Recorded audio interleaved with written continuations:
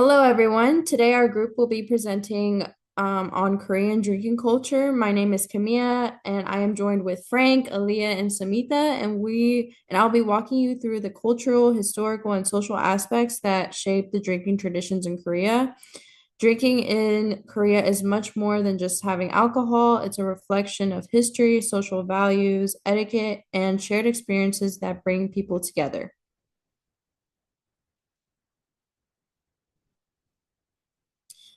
To start, this topic is important because drinking plays a much deeper role in Korean society than many people realize. It has long been tied to tradition, hospitality, and social bonding, whether in family events, celebrations, workplace gatherings, or even scenes we see in K-dramas. Alcohol is used as a tool for connection, communication, and relationship building. In this presentation, we'll explore why this tradition is so meaningful and how drinking etiquette works. So, we chose this topic because drinking is a major part of Korean social culture and it explains many behaviors we see in Korean media life and everyday life. So, drinking is used to build trust and break down formal barriers. Korea has strong social hierarchies. Things like age, seniority, and workplace rank matters a lot. Drinking lets people interact more comfortably and openly. These traditions also have historical roots, but also shape modern social identity. So, whether through K dramas or K pop references or the massive popularity of Korean food and nightlife, drinking culture has become global. Understanding drinking etiquette can help outsiders better understand Korean manners and hospitality. So, Koreans place a strong emphasis on togetherness, bonding, and maintaining group harmony. Even small details like how you pour a drink and how you hold your cup reflect respect and humility. So, by studying drinking culture, we actually learn a lot more about Korean values, relationships, and communication styles. So for holistic or company dinner and confusion values, one of the most important places where drinking plays a role is in this environment, which refers to company dinners. These gatherings are extremely common in Korean workplaces. Holistic strengthens workplace relationships by allowing coworkers and bosses to bond outside of the office. It also acts as a social equalizer, so it helps remove some of those strict hierarchies that exist during work hours between coworkers. Many of these drinking customs come from Confucian values as well, which emphasize respect, seniority, and proper etiquette. Confucianism has deeply been embedded in Korean culture for centuries, and it influences how people interact with one another, especially in group settings. And drinking traditions are one of the most clearest examples of this respect-based structure. So for tourism, drinking culture is also a very major part in Korea when it comes to tourists. So visitors often explore alcohol tasting experiences, especially in cities like Seoul and Jeonju. Many tourists participate in soju and makgeolli tasting tours where they try traditional rice wines and learn about the brewing process. There's also the popular drink somaek, which is a mix of soju and beer, and tourists love it because it appears frequently in dramas. Hanok villages offer traditional drinking experiences as well, connecting the visitors to Korean heritage. And many cafes and bars even sell themed K-drama style soju sets, letting tourists recreate iconic scenes from popular shows. Korea also promotes traditional drinks internationally at festivals and cultural events, helping spread Korean drinking culture around the world.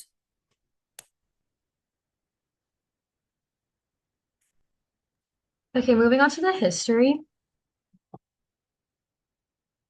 So about some drinking rituals, one particularly is called Jessa, which is an ancestral rite, and during this, the act of pouring and offering alcohol follows strict Confucian order. The eldest male poured first, symbolizing respect for ancestors and reinforcing family hierarchy. During harvest festivals, drinking together represented gratitude for a successful season. Sharing the drink connected families and neighbors, reinforcing the idea that the community thrived together. Koreans didn't just use any alcohol for any purposes. Specific drinks carried specific symbols. For example, Shangju for purity and makgeolli for harvest blessings, each choice reflecting the meaning of the ritual. In military settings, drinking together bonded soldiers, built trust, and reinforced loyalty to the commanders and the group. In Chuseok rituals, they began by offering alcohol to ancestors, then sharing it among living family members. This created a feeling of connection across generations, showing continuity from past to present. Now, about the origins of makgeolli. It first became popular during the Joseon era because it was easy and cheap to make. Unlike elite liquors, which were reserved for aristocrats, makgeolli was accessible to everyday people because rice was the main grain in Korea and there was a high surplus of it. Due to its high quantity, Koreans wanted to find more uses for this grain. When rice water was let out for long periods of time, it turned to alcohol. Therefore, the making of makgeolli was an accident. Makgeolli was deeply tied to agricultural cycles. Farmers drank it together during hard labor as a way to stay energized and to mark important farming milestones. Before modern nutrition, makgeolli functioned almost like a meal, rich in calories, vitamins, and probiotics to help sustain workers in the fields. Sharing makgeolli at the end of the workday reinforced teamwork and friendship among villagers, becoming part of Korea's rural social fabric. For the evolution of soju production. It first originated in the 13th century from the Goryeo and the Mongol era. As we all know, soju is Korea's most iconic liquor. Its alcohol content ranges from about 20% today, though historically it was much stronger. Making began in Korea when Mongols first introduced distillation in the 1200s. Koreans adapted the technique using local rice, eventually developing their own distinct style of liquor. Traditional soju was crafted by hand. Families distilled rice wine using small pot stills, creating richer, stronger alcohols and soju varieties. The Korean government banned rice wine spirits during food shortages, forcing companies to switch to cheaper starches. This shift permanently changed how mainstream soju was made. Today, major brands use highly efficient continuous distillation. They dilute the alcohol with water and add flavors, such as flavor stabilizers, to maintain the smooth, sweet taste consumers expect. Our entire way of life depends on space. From banking to communication and navigation. Space is closer than you think.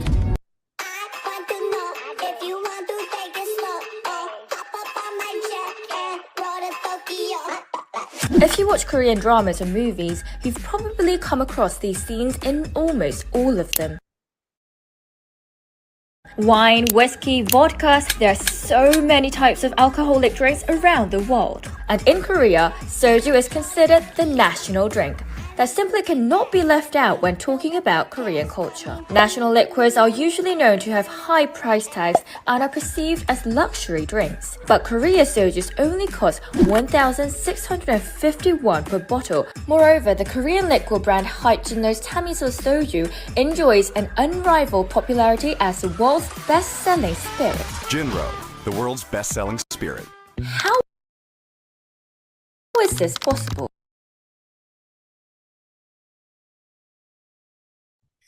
So next we'll move into one of the most important pillars of drinking culture, social etiquette. In Korea, the way you drink is almost as important as the drink itself. So these rules come from Confucian values and are designed to show respect and maintain harmony in the group. There are several core drinking etiquette rules that almost everyone in Korea follows. One is respectful pouring. So when offering or receiving a drink, it's expected to use two hands. This shows politeness and acknowledges the other person's status. Turning your head away when drinking in front of elders. This is one of the strongest traditions. Younger people turn slightly away to show humility and avoid appearing disrespectful. Three, hierarchy obviously matters. So the junior pours drinks for the seniors, and seniors typically start the first round. Drinking becomes a ritual that reinforces respect while also creating bonding opportunities. And four, never leave your senior's glass empty. Letting the glass sit empty can be interpreted as inattentive or disrespectful. Refilling keeps the interaction warm and considerate. So these small gestures carry a lot of cultural meaning and also help maintain smooth social relationships.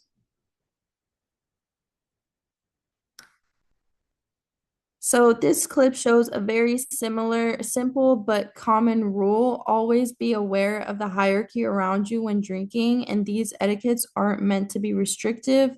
They're meant to foster harmony, humility, and meaningful connections.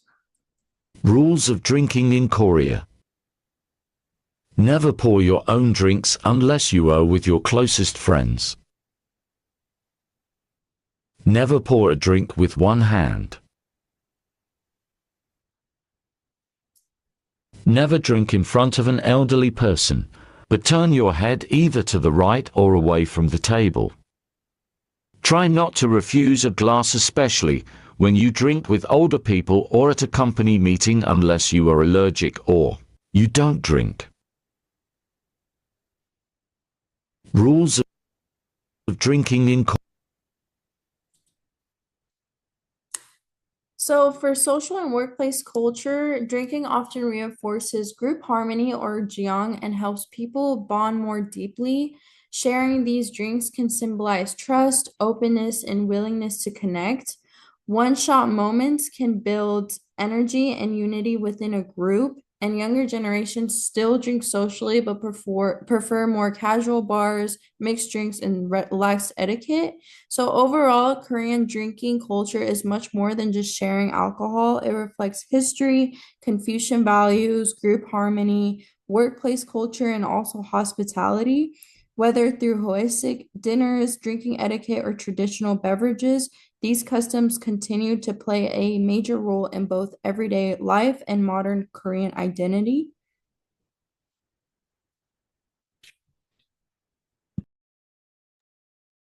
All right. Now I'm going to talk about some popular alcoholic drinks in Korea. So to start off, this is Baek Seju. It's a traditional herbal rice wine. It's usually made with ginseng and other medicinal herbs, and so it has a smooth and slightly earthy sweetness. People call it the quote-unquote longevity wine, and it's often paired with heavier dishes.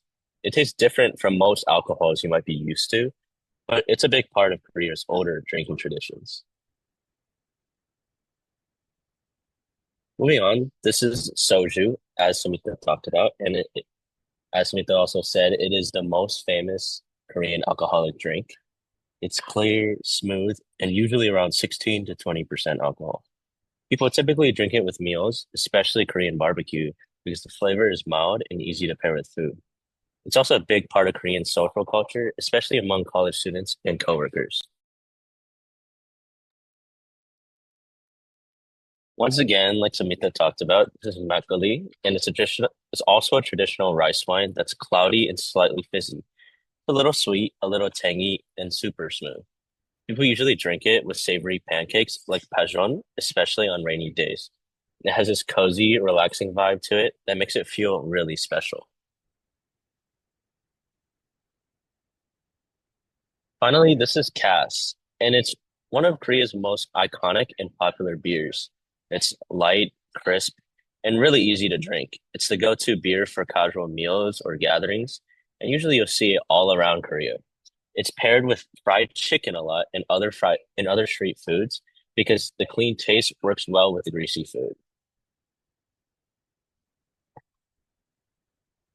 So next, I'm going to talk about some popular non-alcoholic drinks in Korea. Starting off, we have sake, which is a traditional sweet rice drink. And you can actually see the little grains of rice floating in it if you look at that picture on the can. And that gives it a light and comforting texture. It's usually served cold, but hits really well after a big Korean meal. A lot of people think of holidays or festivals when they drink this because it's just something you'd find at family gatherings. Next, we have Chosung cider. And it kind of looks like Sprite because that's really what it is. It's Korea's classic lemon lime soda, but it's a lot cleaner and less sugary than Sprite. So most people find it as a healthier alternative. You'll see this everywhere, especially at K barbecue restaurants as well.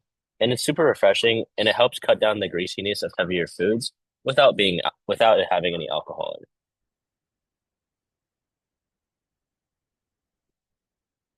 Next, this is Milky's, and it's a really popular drink for younger people. It's basically a mix of soda and a creamy yogurt flavor. It sounds strange at first, but it's actually super smooth and sweet.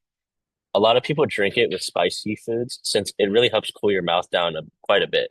And actually, I brought some Milkies to for our Korean class to try, and most people described it as really good, even if they haven't tried it before. It's kind of similar to a thinner milk that's carbonated. Finally, this is banana milk, which is kind of an iconic drink in Korea. It's sweet, creamy, and honestly just tastes like childhood. You can find it in every convenience store, and it's really popular with students because it's cheap, small, and really comforting after classes. That's why I knew bringing this drink for our Korean class, everyone really enjoy it.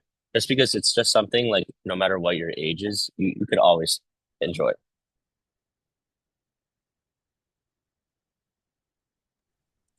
Now, moving on to the global influence of Korean drinking and the cross-cultural comparison between Korea and the United States. The global rise of Korean drinks. Recently, we've been seeing such a rise in Korean drinks for three main reasons. First one being K-dramas and K-pop. These K-pop idols have boosted the worldwide popularity of drinks like soju, makgeolli, and several Korean fruit wines. Second one being Korean barbecue. Korean barbecue restaurants spreading internationally. Now we are seeing a rise in soju as that has now become the default pairing. Last but not least, social media. Food vloggers and influencers introduced to global audiences Korean drinking rituals like the one-shot pouring method and pouring etiquette in general. And because of this, Korean brands are releasing international flavors to match these global tastes. Cross-cultural comparison between Korea versus the United States. Drinking in Korea is group-oriented, it is highly social, and it has a very clear hierarchy. Korean culture emphasizes respect and emphasizes bonding rituals, whereas the US emphasizes personal choice and more of informal gathering. Drinking is still social, but a lot less hierarchical and a lot more casual and individual. As for the legal drinking age in Korea, it is 18 years of age, whereas in the United States, it is 21.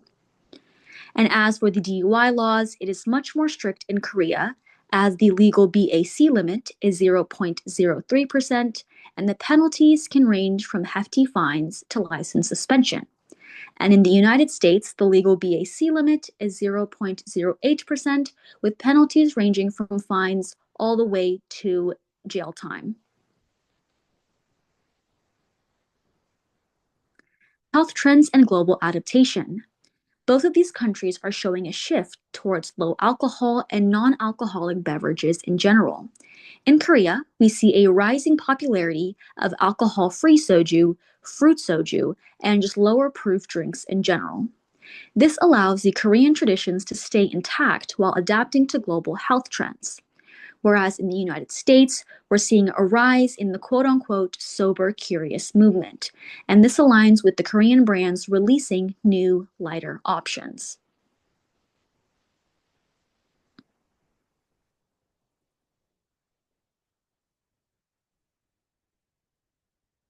To conclude, it's important to emphasize that Korean drinking culture reflects the country's balance between tradition and modernity. Drinking acts as a social glue, connecting people through respect, ritual, and a shared experience. And to the outside world, what may look like just drinking is actually a cultural performance shaped by harmony, hierarchy, and hospitality. And last but not least, drinking in Korea is much more than just alcohol. It is etiquette, expression, and identity. Thank you. Okay, one popular Korean drinking game is called Titanic, which we played a modified version of in class. And this video shows the rules of the game.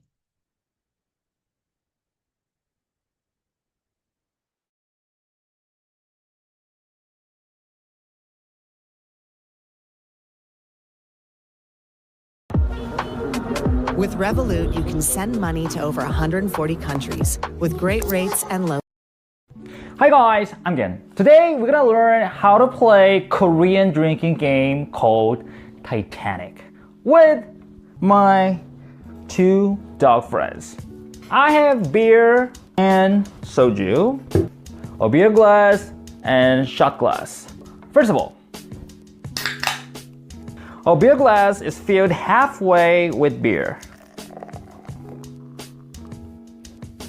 And put the shot glass in very carefully.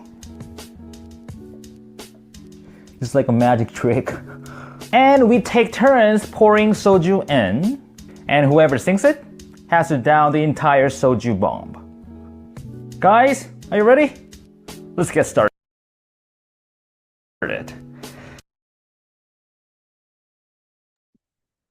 Now that you learned all about Korean drinking culture, I urge you guys to think about these two discussion questions. Number one is, how do Korean drinking customs influence relationships compared to American drinking culture, in your opinion? And then, how do you think modern laws and trends change traditional Korean drinking culture? Thank you very much for listening to our presentation.